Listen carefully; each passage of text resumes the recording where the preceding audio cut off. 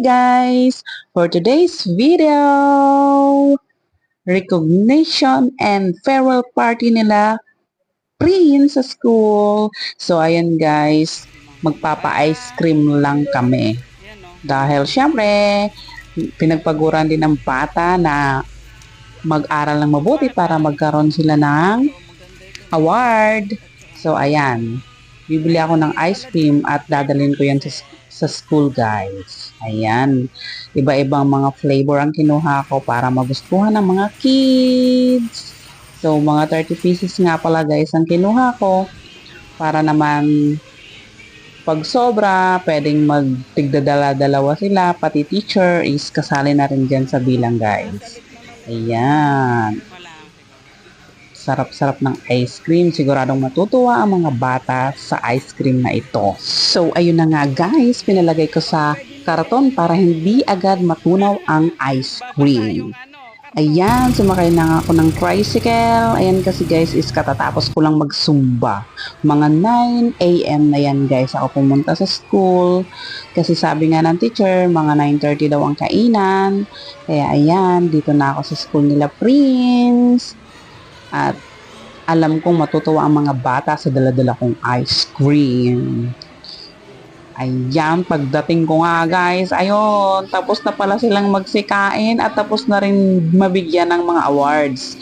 So ayun, sabi ko kay Prince ay magmamigay na siya ng mga ice cream. Ayan, binigyan niya na yung mga classmates niya ng dala kong ice cream guys.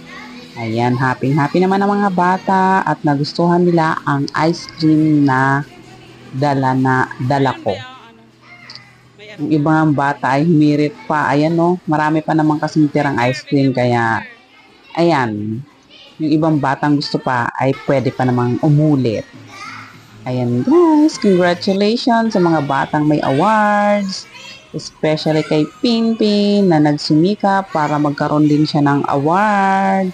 Ayan nga mga kaklase ni Prince guys. Oh, sila ay, ito yung farewell party nila. Ayan si Prince nga at nananahimik sa sulok. Naubos niya na pala yung ice cream. So ayan si Prince. Oh, nakatatlong award siya guys. Good job Prince. Congratulations. Ayun, nag-banding pa yung mga bata at naglaro sila. Yung iba naman guys is sumayaw. Ayan guys, oh, nakakatuwa silang tingnan. Ang cute. Ayan oh, sayaw-sayaw sila.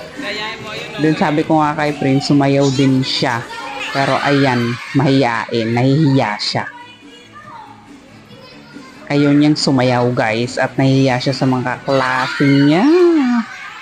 Pero maya-maya, ayun, napilit ko rin siyang sumayaw. Tingnan mo naman guys. Oh, sasayaw siya.